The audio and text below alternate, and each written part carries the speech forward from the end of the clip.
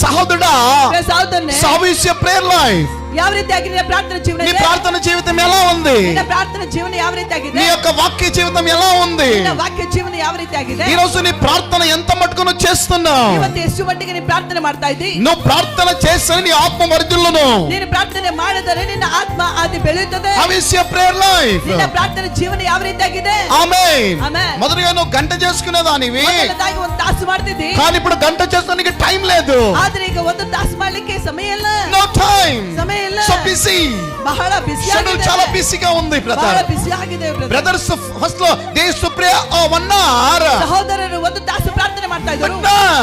ಈಗ so busy. ಬಹಳ ಬಿಸಿ. So busy. ಬಹಳ ಬಿಸಿ. ఒక చెట్టు పెరుగుతూ ఉంటది కానీ చెట్టు కిందికి దిగదండి.